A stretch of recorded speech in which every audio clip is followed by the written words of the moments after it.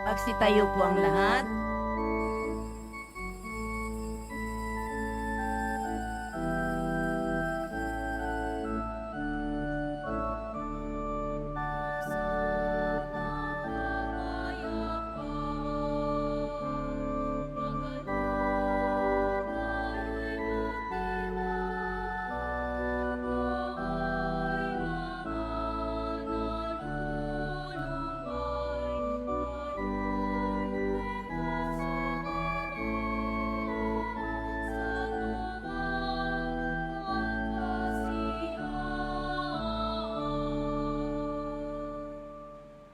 Sa ngalan ng Ama, at ng Anak, at ng Espiritu Santo, Amen. ang pagpapala ng ating Panginoong Jesucristo, ang pag-ibig ng Diyos Ama, at ang pakikipagkaisa ng Espiritu Santo, naway sumainyong lahat.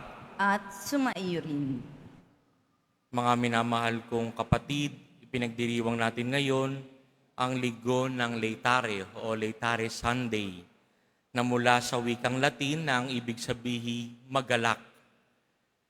Inaanyayahan tayo ng ating mga pagbasa na magalak sapagkat ang Diyos sa kanyang pangako at isa siyang amang nagmamahal at nagpapatawad sa ating lahat.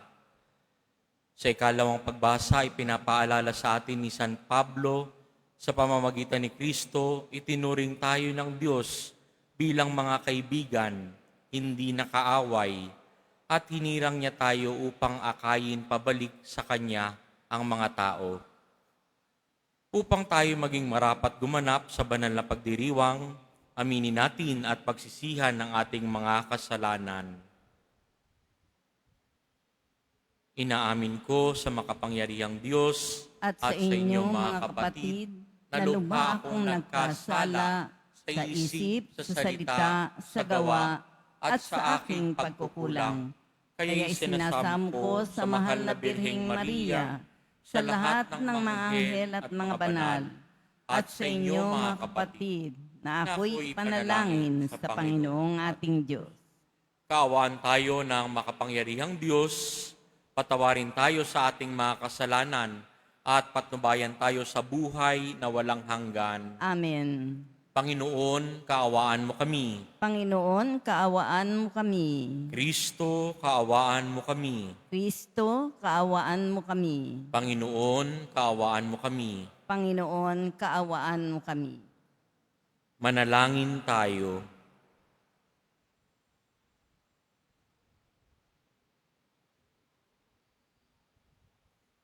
Ama naming makapangyarihan, Ikaw ay nakikipagkasundo sa sangkatauhan sa pamamagitan ng iyong salita.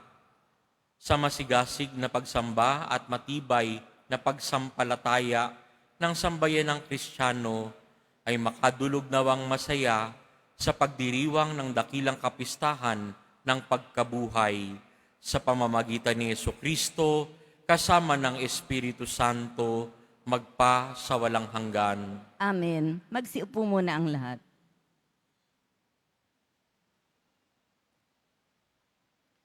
Pagbasa mula sa unang aklat ni Samuel. Noong mga araw na iyon, sinabi ng Panginoon kay Samuel, "Magdala ka ng langis at pumunta ka kay Hese na taga Bethlehem, sapagkat pinili ko nang maging hari ang isa sa kanyang mga anak." Nang magkaharap-harap na sila, nakita ni Samuel si Eliab.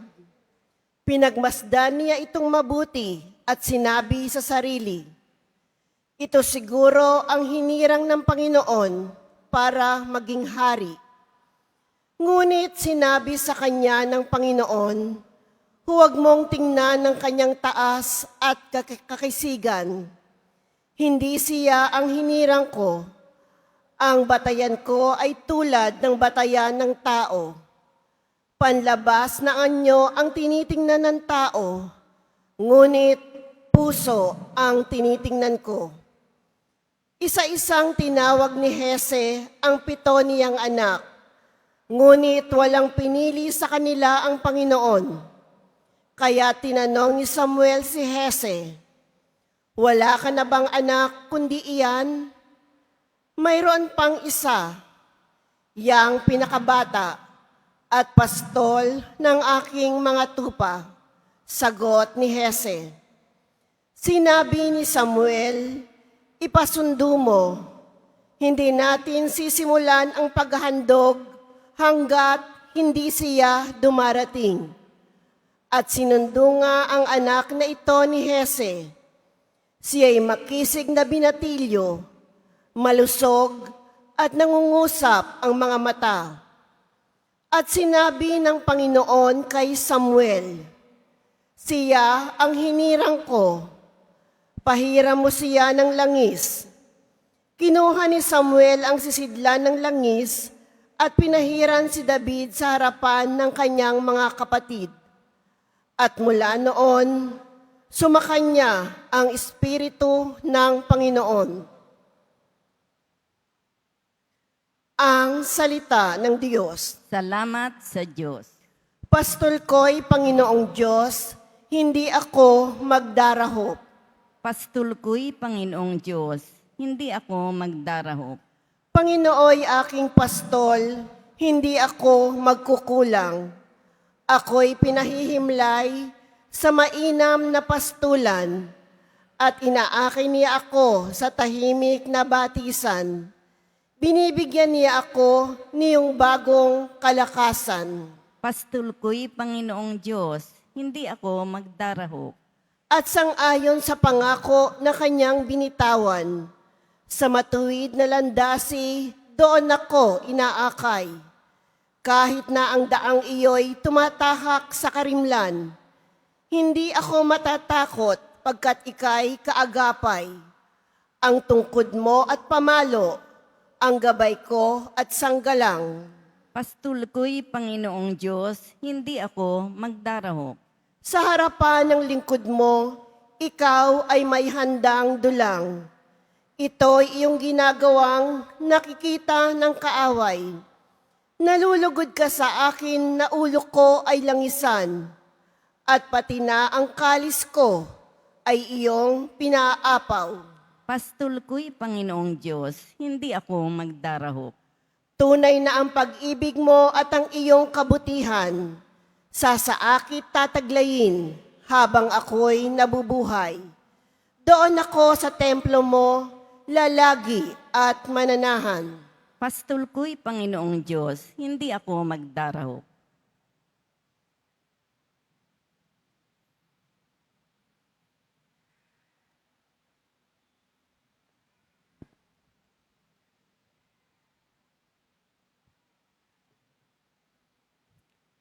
Pagbasa mula sa sulat ni Apostol San Pablo sa mga taga-Efeso. Mga kapatid, dati nasa kadiliman kayo, ngunit ngayoy nasa liwanag, sapagkat kayo'y sa Panginoon. Mamuhay kayo gaya ng nararapat sa mga taong naliwanagan, sapagkat ang ibinubunga ng pamumuhay sa liwanag ay pawang mabuti, matwid at totoo. Pag-aralan ninyo kung ano ang kalugod-lugod sa Panginoon. Huwag kayong makikisama sa mga taong gumagawa ng mga bagay na walang idububungang kabutihan, mga bagay na dulot ng kadiliman. Sa halip ay ilantad ninyo sila at ang kanilang mga gawa, sapagkat kahiyahiyang banggitin man lamang ang mga bagay na ginagawa nila ng lihim. Ang lahat ng nalalantad ay naliliwanagan, at ang naliwanagan ay magiging liwanag. Kaya't sinasabi ko, gumising ka, ikaw na natutulog, magbagong ka mula sa mga patay, at liliwanagan ka ni Kristo. Ang salita ng Diyos. Salamat sa Diyos. Magsitayo na po ang lahat.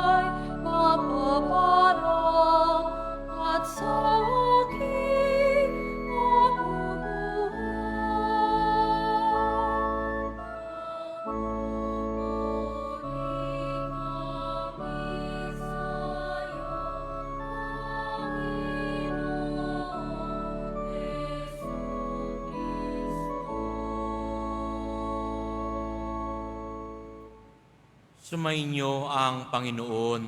At sumaiyo rin. Ang pagpapahayag ng mabuting balita ng Panginoon ayon kay San Juan. Papuri sa iyo, Panginoon. Noong panahong iyon, sa paglalakad ni Jesus, ay may nakita siyang isang lalaking ipinanganak na bulag. At si Jesus ay lumura sa lupa at gumawa ng putik. Ipinahid niya ito sa mata ng bulag. Sinabi sa kanya ni Jesus, "Pumunta ka sa deposito ng tubig sa Siloe." Ang kahulugan nito'y sinugo. Maghilamos ka roon. Gayon nga ang ginawa ng bulag at nang magbalik ay nakakita na. Sinabi ng mga kapitbahay niya at ng mga nakakita sa kanya noong siya'y namamalimos pa, "Hindi ba iyan ang lalaking dating nagpapalimos?" Sumagot ang ilan, "Iyan nga." "Hindi, kamukha lang," wika naman ng iba.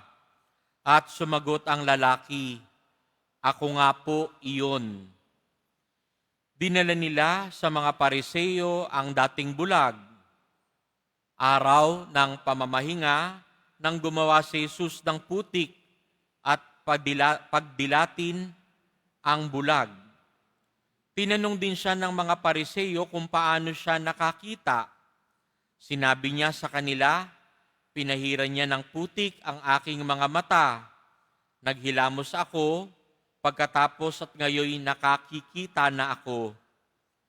Ang sabi ng hari sa mga Pariseo, "Hindi mula sa Diyos ang taong iyan, sapagkat hindi niya ipinangingilin ang araw ng pamamahinga." Ngunit sinabi naman ng iba, "Paano makagagawa ng ganitong kababalaghan ang isang makasalanan?" At hindi sila magkaisa ng palagay. Kaya tinanong nila uli ang dating bulag, "Ikaw naman, yamang pinadilat ni Jesus ang iyong mga mata, ano naman ang masasabi mo tungkol sa kaniya?" "Siya'y isang propeta," sagot niya. Sumagot sila, "Ipinanganak kang makasalanan at ikaw pa ang magtuturo sa amin?" At siya'y itiniwalag nila. Nabalitaan ni Jesus na ang lalaking pinagaling niya ay itiniwalag ng mga Pariseo. Kaya tinanong niya ang lalaki nang matagpuan niya ito, "Sumasampalataya ka ba sa anak ng tao?" Sumagot ang lalaki, "Sino po ba siya, Ginoo? Sabihin ninyo sa akin upang ako'y manampalataya sa kanya." "Siya'y nakita mo na. Siya ang nakikipag-usap sa iyo," ani Jesus. "Sumasampalataya po ako, Panginoon," sabi ng lalaki, at sinamba niya si Jesus.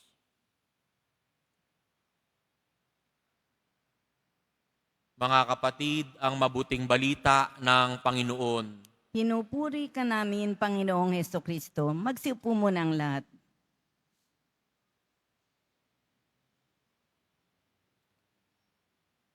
Ang kulay po ay natututunan natin dahil nakikita natin ito. May mga halimbawa na tinuturo sa atin, kaya nabibigyan natin ng pangalan ang kulay na iyon. Halimbawa na lamang, habang lumalaki tayo, tinuturuan tayo na ang kulay ng dahon ay green o berde. Ang kulay ng puno ay brown o kayumanggi. Ang kulay ng mansanas ay red o pula. Ang kulay ng hinog na mangga ay yellow o dilaw. Ang kalangitan ay blue o asul. Hindi natin kayang i-describe, pero ituturo lang natin at malalaman na natin na yun yung kulay na yun. Kapag naging magkaparehas, yun na yung tawag sa kulay na iyon. Ang mga kulay din ay nagbibigay ng kahulugan. Ang tawag po dito ay idiomatic expressions na gumagamit ng kulay. Halimbawa po, pag nakarinig tayo ng to see red, ibig sabihin galit na galit. Kapag sinabing green with envy, ibig sabihin inggit na inggit. Kapag sinabing feeling blue, ibig sabihin nalulungkot. Kapag sinabi naman pong black sheep, ibig sabihin kakaiba o hindi kaparehas ng karamihan. Itong mga color idiomatic expressions na ito ay nasa negatibong aspeto. Pero meron din naman tayong kulay na ginagamit sa positibong idiomatic expressions. Kapag sinabing rolling out the red carpet, ang ibig sabihin po ay pinahahalagahan ang bisita. Kapag sinabing green light, ibig sabihin go o kaya permission granted. Kapag sinabing blue ribbon, ibig sabihin superior quality, mataas na kalidad. Kapag sinabing golden opportunity, ibig sabihin tamang-tama ang tiempo. Kapag sinabing tickled pink, ang ibig sabihin masayang masaya, may kagalakan. Sa atin pong liturgical year, mayroon din tayong ginagamit na liturgical colors para magbigay ng kahulugan sa ating mga selebrasyon. Kapag Christmas o Easter, gumagamit tayo ng kasuotan at ayos ng simbahan ng mga kulay puti o ginto. Kapag naman santo na martir, pula ang ginagamit natin dahil pinahihiwatig nito ang dugong dumanak para sa pananampalataya, dugo para sa Diyos. Kapag ordinary season, ginagamit natin ang kulay green o berde. Kapag Adbyento at Kwaresma, gumagamit tayo ng violet. Tuwing Gaudete Sunday o third week of Advent at Laetare Sunday, ngayon po, fourth week of Lent, doon lang po tayo gumagamit ng kulay rosas sa vestments ng mga kaparian at sa ayos ng simbahan. Ipinahihiwatig nito na malapit na ang hinihintay natin na Pasko ng pagsilang kapag Christmas at Pasko ng muling pagkabuhay kapag Easter. Hindi lahat ng ating paghihintay ay binabaliwala. May liwanag tayong nakikita sa ating mga sakripisyo at pagdarasal. Kaya nga pagpunta natin ngayon sa ating mabuting balita, naririnig din natin na pinagaling ni Jesus ang lalaking ipinanganak ng bulag. Pinagaling niya ito at nakakakita na ang bulag. Pero para sa mga Pariseo, ang isang kapansanan ay sanhi ng pagkakasala. Biruin ninyo, nabansagan siyang may mabigat na kasalanan, kaya't siya'y pinanganak ng bulag. Ang isa pang hindi katanggap-tanggap para sa mga Pariseo ay ang pagpapagaling ni Jesus sa araw ng pamamahinga. Para sa kanila, hindi dapat gumawa ng kahit ano sa araw ng pamamahinga. Kaya't sinasabi nila na hindi mula sa Diyos ang pagpapagaling na ginawa ni Jesus Nazareno. Sa pagpapagaling ni Jesus, ang bulag ay nakakita at nagkaroon ng kulay ang buhay ng lalaking ipinanganak ng bulag. May pinagaling si Jesus. Ito yung taong bulag pero may mga Pariseo na mga nakakakita subalit nagbubulag-bulagan. Hilingin natin kay Jesus Nazareno na tayo'y tuluyang makakita. Makita ang mga kapatid nating nangangailangan. Makita ang mga oportunidad na tumulong sa kapwa. Makita ang mukha ng Diyos sa bawat taong makakasalamuhan natin. Naway hindi tayo mabulag at magbulag-bulagan sa pangangailangan ng mga kapatid natin. Buksan mo, O Panginoon, ang aming mga mata at bigyang kulay ang aming buhay. Amen. Magsitayo po ang lahat. Sumasampalataya ako Sa Diyos amang makapangyarihan sa lahat na may gawa ng langit at lupa.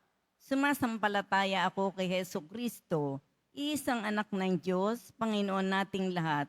Nagkatawang tao siya lalang ng Espiritu Santo, pinanganak ni Santa Mariang Birhen, pinagpakasakit ni Poncio Pilato, pinako sa krus, namatay, inilibing, nanaog sa kinaroroonan ng mga yumao, nang may ikatlong araw na buhay na mag-uli, umakyat sa langit, naluluklok sa kanan ng Diyos amang makapangyarihan sa lahat. Doon magmumula paririto at huhukom sa nangabubuhay at ng matay na tao. Sumasampalataya naman ako sa Diyos Espiritu Santo, sa banal na simbahang katolika, sa kasamahan ng mga banal, sa kapatawaran ng mga kasalanan, sa pagkabuhay na muli ng matay na tao at sa buhay na walang hanggan. Amen. Minamahal kong mga kapatid, ibinubunyag ngayon ng Ama ang kanyang sarili bilang liwanag ng sanlibutan. Atin ngayon siyang sundan bilang liwanag ng ating buhay at manalangin tayo. Ama, ikaw ang aming liwanag. Ama, ikaw ang aming liwanag. Mapagmahal na Ama, liwanagan mo sinas Papa Leon, mga obispo, mga pari, mga diakono, sa bawat pagpapasya at paglilingkod sa bayan ng Diyos. Manalangin tayo. Ama, ikaw ang aming liwanag. Mapagmahal na Ama, gabayan mo ang bawat lingkod bayan sa iyong katotohanan. Manalangin tayo. Ama, ikaw ang aming liwanag. Mapagmahal na Ama, liwanagan mo kami sa gitna ng kadilimang bumabalot sa aming lipunan, katiwalian, karahasan, kasakiman at iba pa. Manalangin tayo. Ama, ikaw ang aming liwanag. Mapagmahal na Ama, itinataas namin ang aming mga kapatid na misyonero. Liwanagan mo ang kanilang mga puso upang laging manariwa sa kanilang puso at isipan ang tamis ng kanilang unang pagtalima sa iyong misyon ng pag-ibig. Manalangin tayo. Ama, ikaw ang aming liwanag. Mapagmahal na Ama, pahintulutan mong makapasok sa iyong walang hanggang liwanag ang mga yumao naming mahal sa buhay. Manalangin tayo. Ama, ikaw ang aming liwanag. Upang mamayani ang kapayapaan sa gitnang silangan at sa buong mundo at ipag-adya nawa ang sangkatauhan sa karahasan, kasakiman, pang-aabuso ng kapangyarihan na nagdudulot ng paghihirap at kamatayan sa marami. Manalangin tayo. Ama, ikaw ang aming liwanag. Upang ang lahat ng mga nagdurusa dahil sa kalupitan ng digmaan at daglian ng makaranas ng kapayapaan at mabuhay ng may kapanatagan at kalayaan. Manalangin tayo. Ama, ikaw ang aming liwanag. Panandalian tayong manahimik upang ipagdasal ang ating mga personal na kahilingan.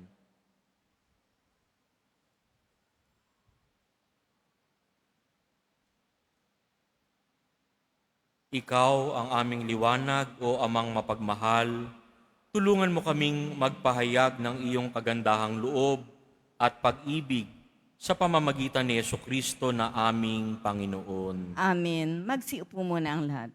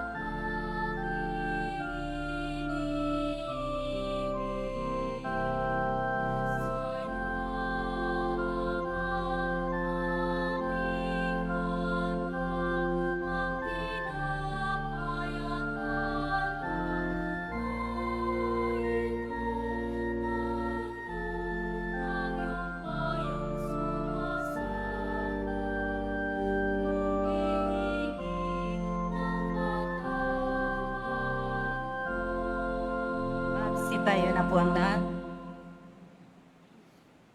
Manalangin kayo mga kapatid upang ang paghahain natin ay kalugdan ng Diyos amang makapangyarihan. Tanggapin nawa ng Panginoon itong paghahain sa iyong mga kamay, sa kapurihan niya at karangalan, sa ating kapakinabangan at sa buong sambayanan niyang banal.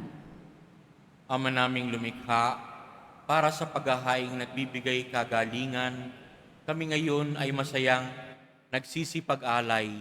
Kalakip ang dalangin namin nawang maidangal ang pagdiriwang na ito ng banal na pakikinabang at magdulot nawa ito para sa kaligtasan ng tanan sa pamamagitan ni Jesucristo kasama ng Espiritu Santo magpa sa walang hanggan. Amen. Sumainyo ang Panginoon. At sumaiyo rin. Itaas sa Diyos ang inyong puso at diwa. Tinaas na namin sa Panginoon. Pasalamatan natin ang Panginoong ating Diyos. Marapat na siya ay pasalamatan. Ama naming makapangyarihan, tunay ngang marapat na ikaw ay aming pasalamatan sa pamamagitan ni Jesucristo na aming Panginoon. Minabuti niyang maging di naiiba sa amin upang ang sangkatauhay na muhay sa dilim ay kanyang maakay sa pananalig, nahahantong sa liwanag ng iyong pag-ibig. Kaming ipinanganak noong una bilang alipin ng dating pagkakasala ay kanyang hinugasan sa tubig ng muling pagsilang upang may tampok bilang mga kapatid niya sa iyong angkan. Kaya kaisa ng mga anghel na nagsisiawit ng papuri sa iyo, nang walang humpay sa kalangitan, kami nagbubunyi sa iyong kadakilaan.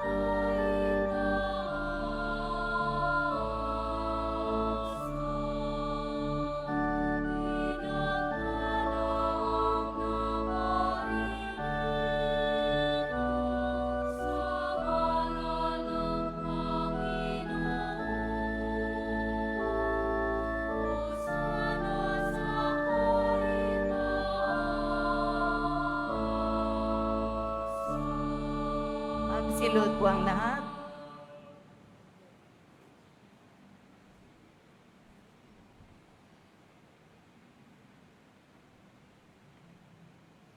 Ama naming banal, ikaw ang bukal ng tanang kabanalan. Kaya't sa pamamagitan ng iyong Espiritu, gawin mong banal ang kaloob na ito upang para sa aming maging katawan at dugo ng aming Panginoong Hesukristo. Bago niya pinagtiis ang kusang loob na maging handog, hinawakan niya ang tinapay, pinasalamatan kaniya, pinaghati-hati na iyon, iniabot sa kanyang mga alagad at sinabi, "Tanggapin ninyong lahat ito at kanin. Ito ang aking katawan na ihahandog para sa inyo."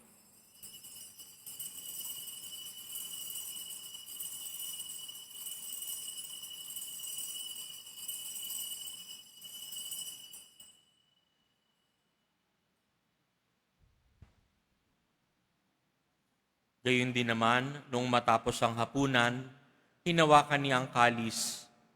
Muli kaniyang pinasalamatan. Iniabot niya ang kalis sa kanyang mga alagad at sinabi, "Tanggapin ninyong lahat ito at inumin. Ito ang kalis ng aking dugo, ng bago at walang hanggang tipan. Ang aking dugo na ibubuhos para sa inyo at para sa lahat sa ikapagpapatawad ng mga kasalanan. Gawin ninyo ito sa pag-alala sa akin."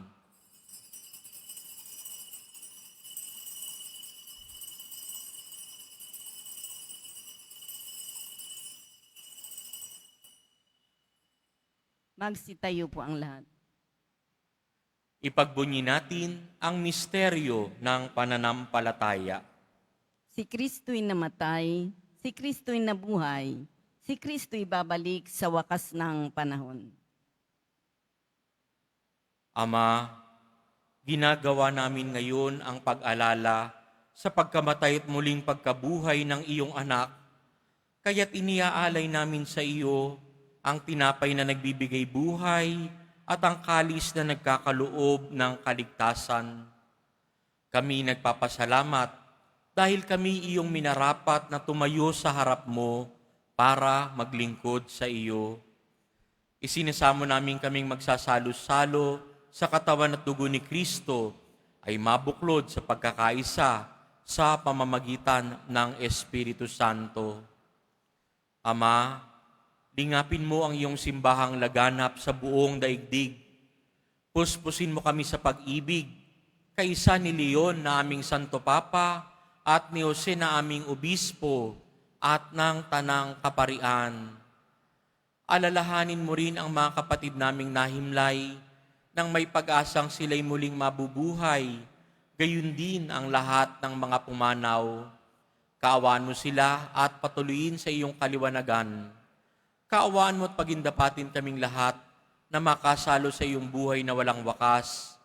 Kaisa ng mahal na Birheng Maria na Ina ng Diyos, ng kabiyak ng puso niyang si San Jose, kaisa ng mga apostol, ni San Juan Bautista, at ng lahat ng mga banal na namuhay dito sa daigdig ng kalugod-lugod sa iyo, may pagdiwang nawa namin ang pagpupuri sa ikararangal mo sa pamamagitan ng iyong anak na aming Panginoong Hesukristo.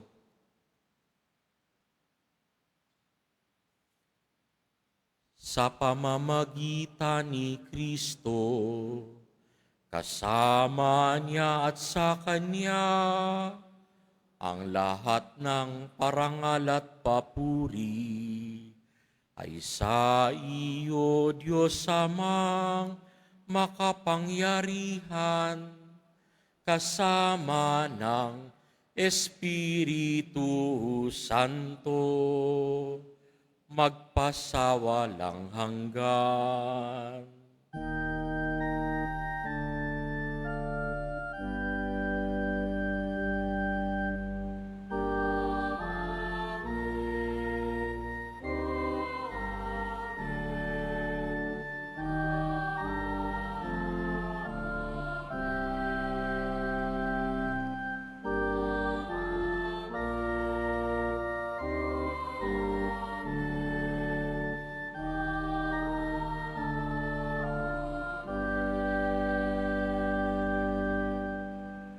Lakas loob nating kantahin ang itinuro sa atin ni Jesus Nazareno.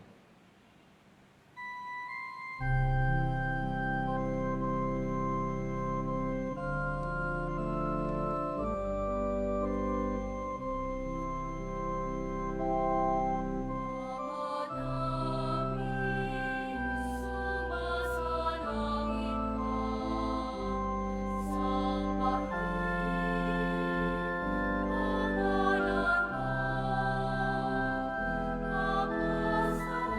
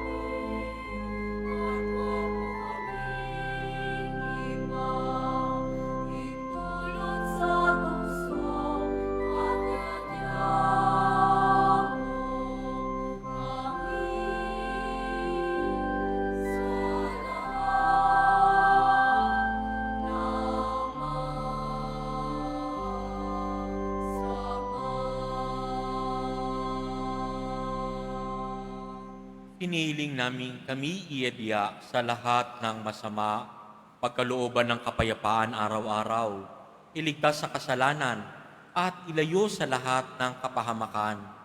Samantalang aming pinananabikan ang dakilang araw ng pagpapahayag ng tagapagligtas naming si Hesu Kristo. Sapagkat iyo ang kaharian at ang kapangyarihan at ang kapurihan magpakailanman. Amen.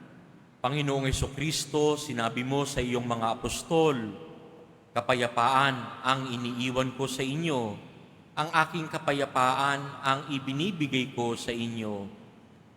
Tunghayan mo ang aming pananampalataya at huwag ang aming paulit-ulit na pagkakasala. Pagkalooban mo kami ng kapayapaan at pagkakaisa ayon sa iyong kalooban, kasama ng Espiritu Santo, magpa sa walang hanggan. Amen. Ang kapayapaan ng Panginoong Diyos ay laging sumainyo. At sumaiyo rin. Magbigayan kayo ng kapayapaan sa isa't isa. Kordero ng Diyos na nag-aalis ng mga kasalanan ng sanlibutan, maawa ka sa amin. Kordero ng Diyos na nag-aalis ng mga kasalanan ng sanlibutan, maawa ka sa amin. Kordero ng Diyos na nag-aalis ng mga kasalanan ng sanlibutan, pagkaloob mo sa amin ang kapayapaan. Magsilod po ang lahat.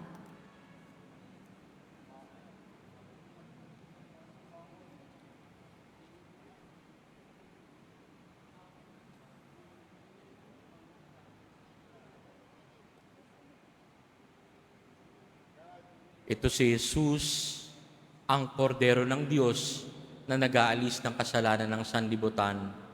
Mapapalad tayong inaanyayahan sa kanyang piging. Panginoon, hindi ako karapat-dapat na magpatuloy sa iyo. Ngunit sa isang salita mo lamang ay gagaling na ako.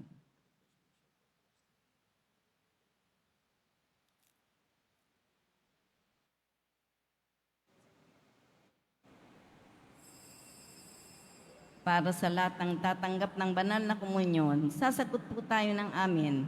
Pagkasabi ng pari o ng lay minister ng katawan ni Kristo at isubo agad sa bibig bago umalis sa harapan ng pari o lay minister. Sumunod po tayo.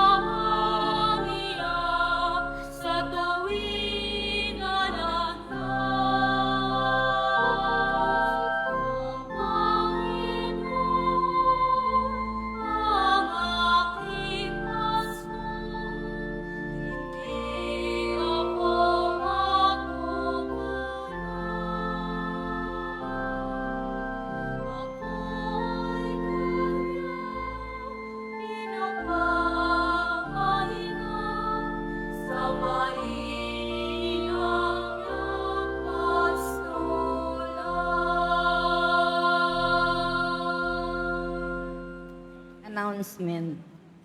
Ngayong panahon ng Kwaresma, tayo ay tinatawag na dagdagan ng ating pagsasakripisyo, pananalangin at pagkakawanggawa. Kaugnay nito, magkakaroon tayo ng second collection para sa pondo ng Alay Cup.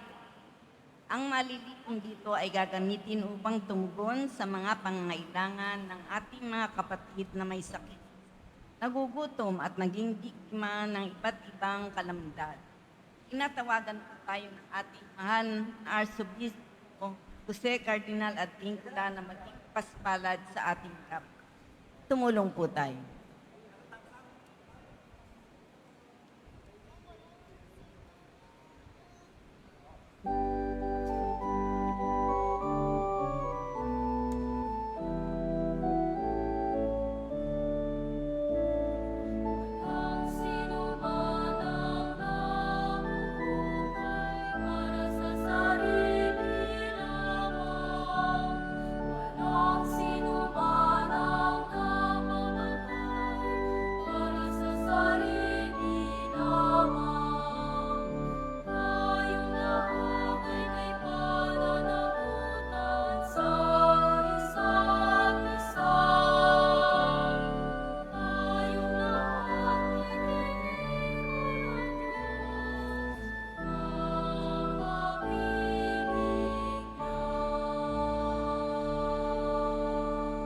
Inaanyayahan po ang mga ministry, organisasyon at samahan ng ating simbahan at lalo na po ang mga deboto ng mahal na poong Jesus Nazareno sa ating Paris-wide Lenten Recollection Series 4 sa darating na March 17, 2026, Martes sa ganap na ika-7 ng gabi dito po sa ating simbahan. Ang ating tagapagsalita sa araw na iyon ay si Reverend Father Jesus S. Wenceslao, Chaplain, Chapel of Our Lady of the Most Holy Rosary, SM, Grand Central at Director, Diocesan Commission on Worship and Liturgy, Diocese of Caloocan. Makiisa po tayo. Mga kadipoto, mabibili po sa ating Pilgrim Center and Souvenir Shop ang mga imahe ng poong Jesus Nazareno at aklat dasalan patungkol sa poong Jesus Nazareno in English or Tagalog at iba pang mga souvenir. Ito po ay matatagpuan sa pinakaharap ng ating simbahan. Pagkatapos ng misa, ang pagbabasbas po ng banal na tubig ay magaganap sa labas ng ating simbahan. Pinakikiusapan ng lahat na ang tanging labasan o exit ay sa Quezon Boulevard at sa Plaza San Juan lamang. Iwasan po natin ang magtulakan. Sumunod po tayo. Maraming salamat po sa inyong pagdalaw at pagsisimba sa Basilica Menor at Pambansang Dambana ni Jesus Nazareno. Magsitayo na po ang lahat. Manalangin tayo. Ama naming mapagmahal, tinatanglawan mo ang lahat ng tao na isinisilang sa daigdig na ito. Sa kaloob mong liwanag, tanglawan mo ang aming kalooban upang ang dapat naming isaloob na iyong ikinalulugod ay lagi naming isaisip at ikaw ay aming wagas na maibig sa pamamagitan ni Jesucristo kasama ng Espiritu Santo magpa sa walang hanggan. Amen. Sumainyo ang Panginoon. At sumaiyo rin. Yumuko para sa pagbabasbas. Mahal na poong Jesus Nazareno, inihayag mo sa pamamagitan ng krus ang walang maliw na pag-ibig ng Diyos sa sangkatauhan. Pakinggan mo ang kahilingan, lalo na para sa mga nangangailangan ng iyong tulong at awa. Makamtanawa namin ang iyong kasagutan na may utang na loob na tinatanaw. Basbasan din po ninyo itong mga imahen at dasalan upang lalo kaming manalangin at magtiwala. Sa pamamagitan ng bendisyon na ito, naway lalo kaming maging mapaglingkod, masunurin at tapat sa iyo na aming maluwalhating Panginoon, magpa sa walang hanggan. Amen. At pagpalain kayo ng makapangyarihang Diyos, Ama, Anak, at Espiritu Santo. Amen. Humayo kayong taglay ang kapayapaan at pag-ibig ng poong Jesus Nazareno. Salamat sa Diyos.